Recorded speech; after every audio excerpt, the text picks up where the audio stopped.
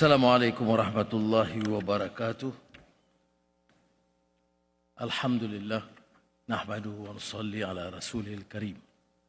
His Royal Highness Prince Faisal bin Bandar Abdul Aziz, Excellency Muhammad Sulaiman Jasir, President and Chairman of the Islamic Development Bank Group, His Excellency Muhammad Al-Jadan, Chairman of Islamic Development Bank Group and Governors, and Minister of Finance, Excellencies, ladies and gentlemen. It gives a great pleasure for me to be associated.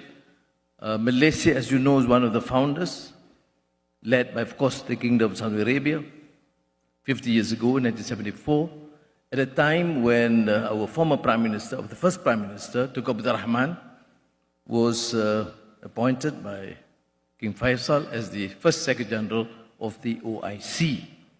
So it gives me great pleasure on behalf of Malaysia to be fully associated.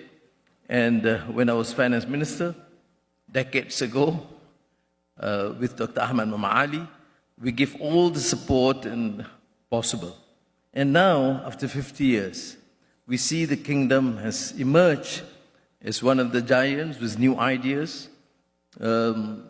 giving that sort of a new sense of confidence and hope to Muslims all over the world to chart a new future with digitalization, with energy transition, with new technology and AI. And I think this would certainly be impactful and would largely influence the way the Islamic Development Bank would forge ahead.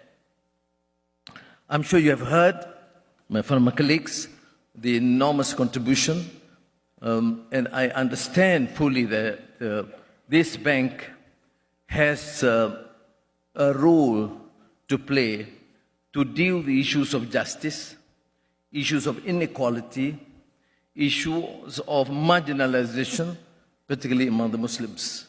The Muslims still happen to be the largest in terms of numbers of poverty-stricken areas, of neglect, and I think other than the efforts of many of our governments and international bodies, the Islamic Development Bank has a pivotal role to deal with these issues.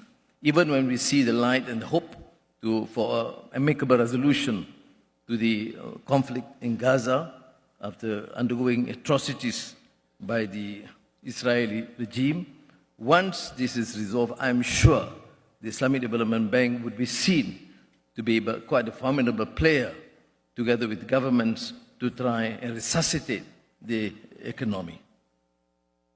Excellencies, ladies and gentlemen, the issue again, which is a challenge to us, is how we could then chart a new future. I think the Minister of Finance of Saudi Arabia is, of course, well placed with the President to see that the Islamic Development Bank continues to play a significant role in terms of charting the new future. There are new challenges.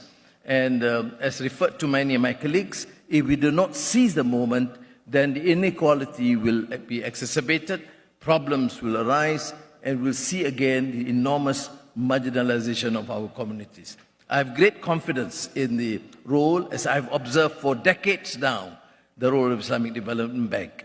And I think with the new younger leadership, I have full confidence that you will be a major player to go beyond what is traditionally the focus of the Islamic Development Bank, but to forge ahead to deal with substantive issues on the new technology, on the issue of the need for inclusivity, and our ultimate passionate concern from the earlier days of the pioneers of the bank until the present is the passionate call to serve the Ummah, particularly those who have been deprived and marginalized through education, through training, through economic opportunities, through economic empowerment, through entrepreneurship.